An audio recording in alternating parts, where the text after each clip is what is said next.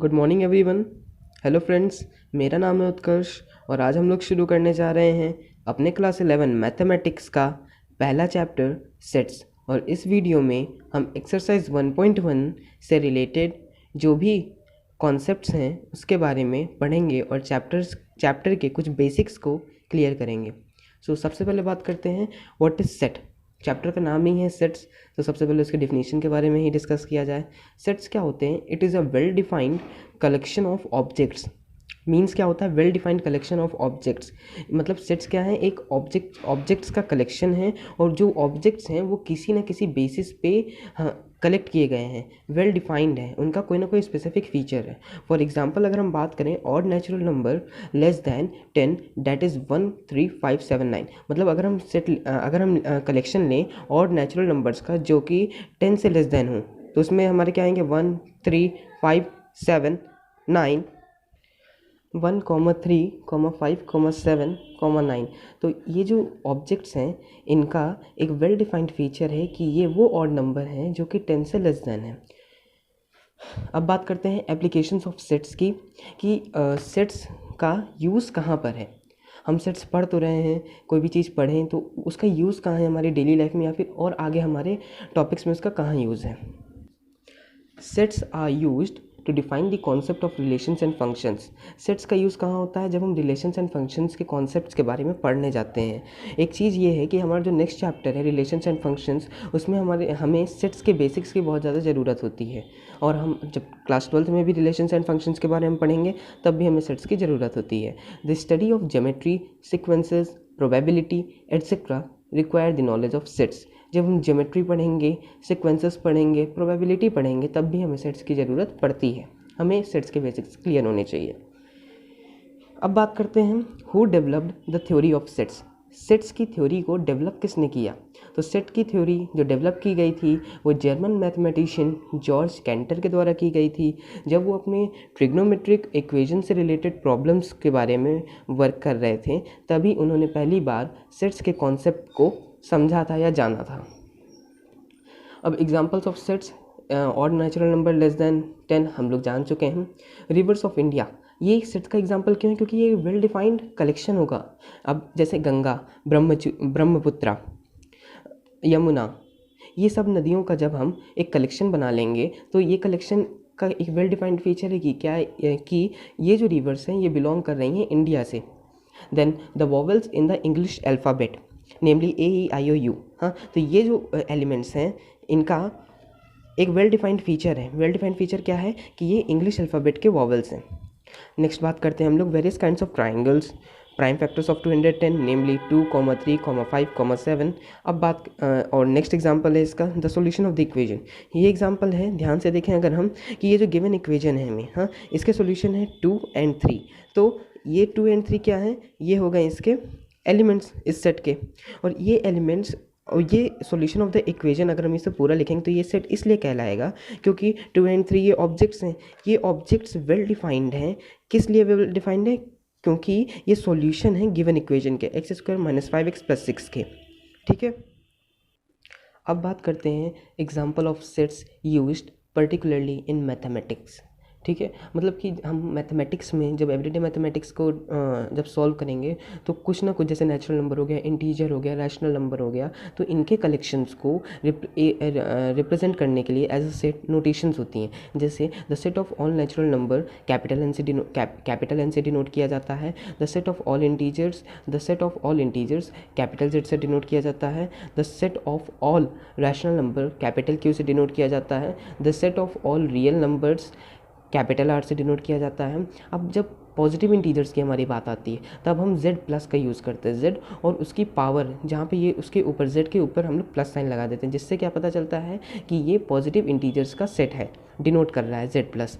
अब Q+ ये positive rational numbers के सेट को डिनोट करता है। R+ ये पॉजिटिव ये पॉजिटिव रियल नंबर के सेट्स को डिनोट करता है। आई एम सॉरी, गलती से यहाँ पे ये पॉजिटिव रियल नंबर के सेट्स को डिनोट करता है। अब बात करने जा रहे हैं object, elements and members of sets are synonymous terms.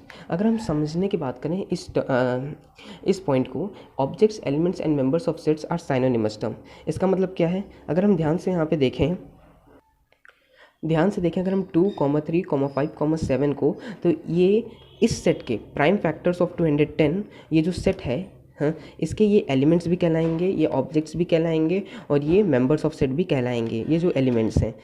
हाँ, और मोस्ट कॉमनली हम लोग एलिमेंट्स इन्हें बोलते हैं। 2, 3, 5, 7 are the elements of the set that is prime factors of 210।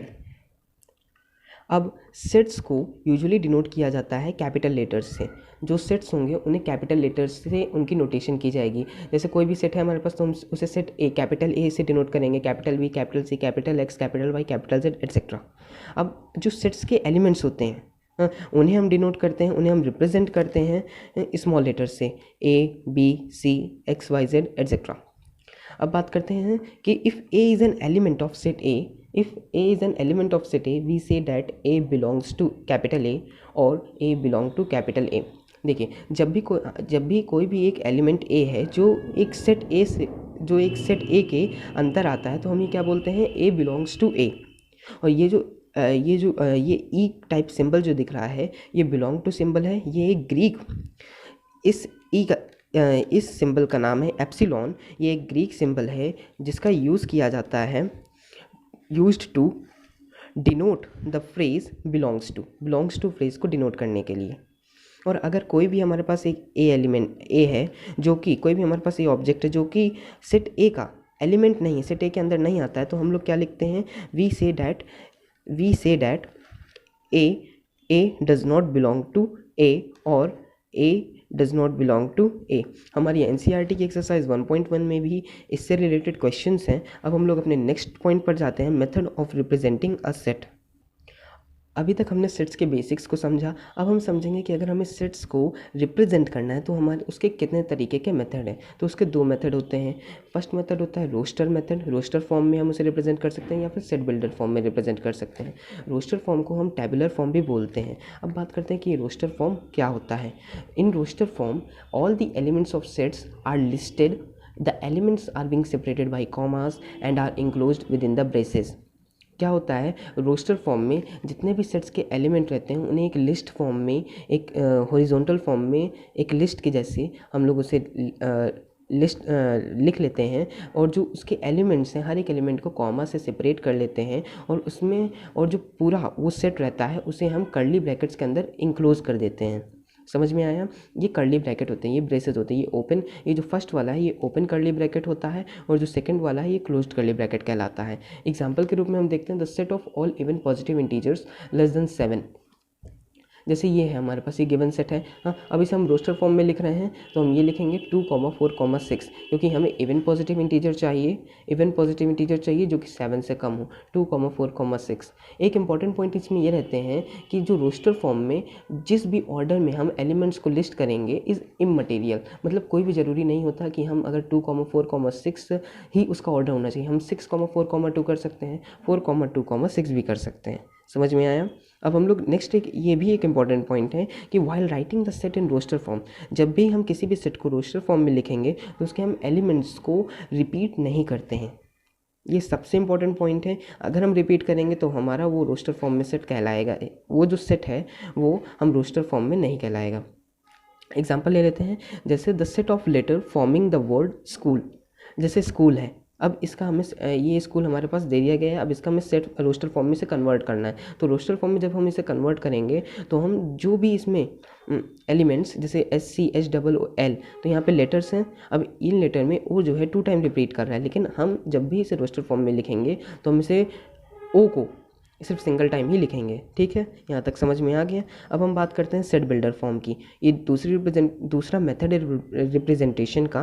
तो सेट बिल्डर फॉर्म क्या होता है? In set builder form all the elements of set possess a single common property which is not possessed by any और any element outside the set. कहने का मतलब क्या है, सेट बिल्डर फॉर्म में हमें जो एलिमेंट्स दिए रहते हैं सेट के, हमें जो सेट दिया रहता है उसके एलिमेंट्स के बीच के कोई कॉमन प्रॉपर्टी को हम लोग सबसे पहले क्या करते हैं, फाइंड आउट करते हैं और उस कॉमन प्रॉपर्टी के बेसिस पर हम सेट बिल्डर फॉर्म लिखते हैं। फॉर एग्जांपल जैसे AEIOU वॉवल है, हाँ, अब इसका अगर हम सेट बिल्डर फॉर्म में लिखेंगे तो हम ऐसे लिखेंगे V is equal to curly bracket का इसमें भी यूज़ करते हैं, X इज सच डैट। सबसे पहले हम x की जगह यहाँ पे हम y z कुछ भी ले सकते हैं। ये सिर्फ एक डिनोट करता है कि जो भी हम एलिमेंट्स ले रहे हैं ये ऑल एलिमेंट्स के लिए ये ट्रू होगा। x is such that x is a vowel in English alphabet. Then Here we describe the elements of set by using symbol x। यहाँ पे हम क्या किए हैं, जो सेट्स के एलिमेंट्स हैं उन्हें एक सिंबल x का यूज़ करके हम लोग उसे डिस्क्राइब किए हैं। कोई भी सिंबल हम यूज़ कर सकते हैं, y z, ये मैं पहले भी बता चुका हूँ। इसके बाद हम बात करने जा रहे हैं कि हम यहाँ पे कॉलन के बाद क्या करते हैं। कॉलन के बाद हम उसकी कैरेक्टरिस्टिक प्रॉपर्टी का यूज़ करते हैं जो कि सेट्स के एलिमेंट्स पोजेस कर रहे हैं।